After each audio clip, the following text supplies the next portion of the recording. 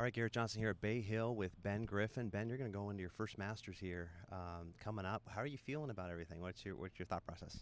Extremely nervous.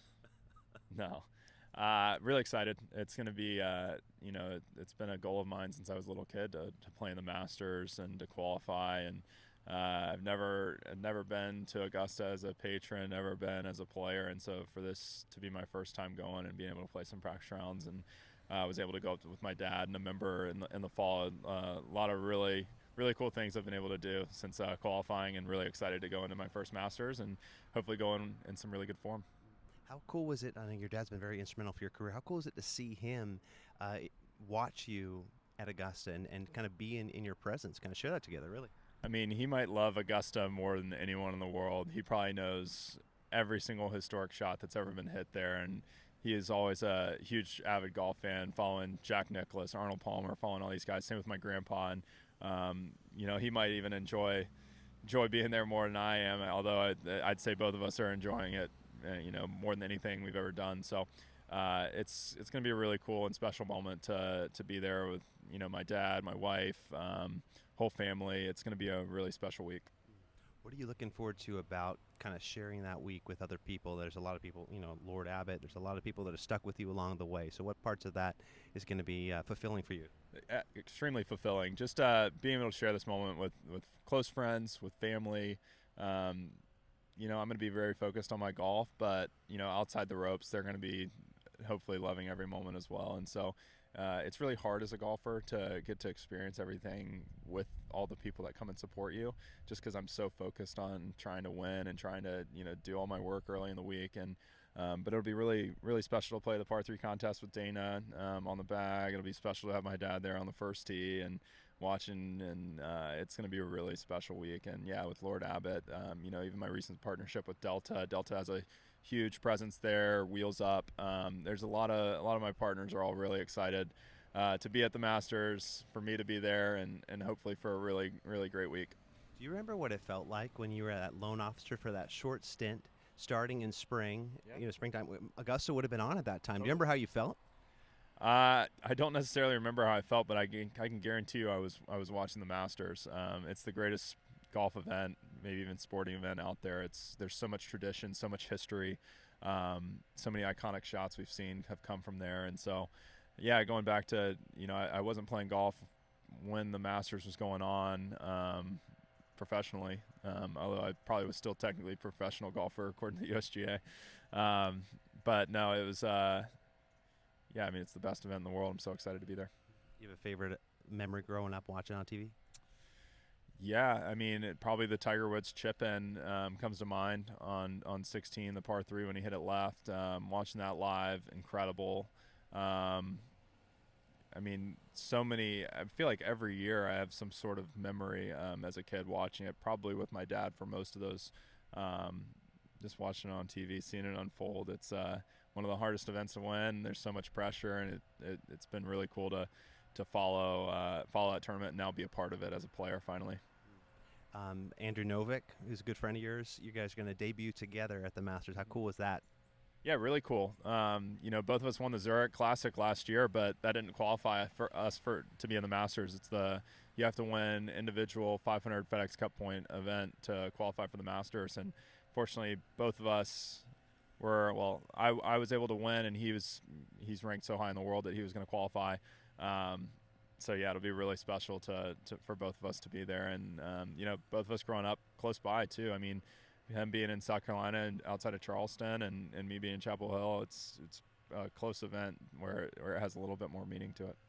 Missing it by one spot last year, how much of a driving force was that for you? Kind of light a fire? Yeah. And I'd say it was more of a driving force for the events kind of coming after that. Like, all right, this was a team event. I want to go out there and I want to win an individual event and prove that to myself, as well as qualify for the Masters. I'd never done it, and yeah, finishing 51 definitely hurt. Like, I felt like I was again playing really well, leading up to that, and unfortunately, I didn't play there and just missed RBC Heritage as well by a spot, but was able to win the next week. So I was bummed at the time for sure. It was I just felt like I was at a point in my career where my game was actually like at its best at the time, and it was only a matter of time before I was able to win, and so it was quite the bummer, and it's probably what's helped get me to where I am right now.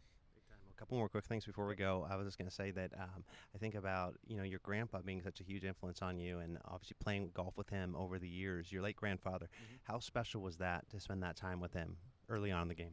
Yeah, very special. Everyone has a different childhood and upbringing, and especially out here on tour, everyone's raised differently in terms of golf. And I felt like I had a club put in my hand pretty much as soon as I could walk from my dad. I have pictures of me and my brother playing with my dad and my grandpa. I felt like every time we were together as family, every time I got to spend time with my grandpa, golf was in the picture.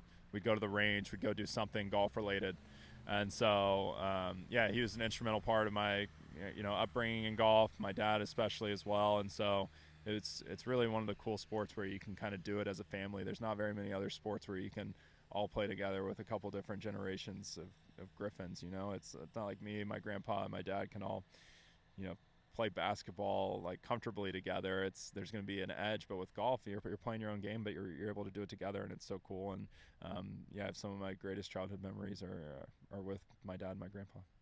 Well, I know childhood memories. I think about watching the Masters over the years, but what about the Open Championship? I know you played in 3 over the years. Like, what was it like growing up, getting up early, watching that? Yeah, I remember waking up early, watching DP World events all the time. I was a golf nut growing up. I'd watch every single European event in the morning before school. I'd watch some Korn Ferry events when I got done. If it was raining out and I couldn't go play golf myself, I'd watch tour events. But yeah, I mean, the Open Championship as well. It's like you don't even go to sleep almost. You just wake up at 1 a.m. or whatever when the first tee time goes, and I feel like it's a marathon watching that event. But I've watched so many. I have memories of every single event, I would say, watching at home, maybe with my dad. I mean, I'd say one of my biggest childhood memories was watching the U.S. Open and Tiger Woods making the putt at Torrey Pines to get into the playoff with Rocco Mediate. I remember like jumping up and down on my dad's bed, watching it with him. Couldn't believe he had made the putt because it meant we get to watch 18 holes of golf the next day. Or for me, I was probably at school and was able to follow it somehow. I don't know how much technology we had in school in 2008, I think was the year that he won that. So. Yeah. So many memories just with family and golf, and so it's just been a really cool experience for me to make it as far as I have in the professional game and be able to share it with family. And I know maybe not the best results that you're looking for at the Open Championship so far in the starts you've had, but what's the vibe like for you as an American coming over there? Like, how do you? Yeah, it's amazing. The fans out there are incredible. I've loved the event. It's funny. It definitely favors someone in the wind who hits it lower, and I haven't quite figured out how to translate my game. I feel like over the course of my career, I've gotten really good, but I've kind of changed my game to be a higher ball hitter. It's better for the PGA Tour to kind of be that way, and my game's just naturally evolved a little bit to where I play better on the PGA Tour. And I feel like when I've gotten to the Open Championship, it's been harder for me in those tough conditions. Whereas when I was a kid, I'd play in the rain. I'd play in North Carolina when it's cold, and I feel like I'd probably play better in the Open Championship when I was 16 or 17 than I do now in a way. So I've got to figure out how to play a little bit better there. Obviously, it can be a little bit of luck in the draw because the tee times are spread out so much and the weather changes so much. I feel like a couple of the years I definitely had a tougher draw.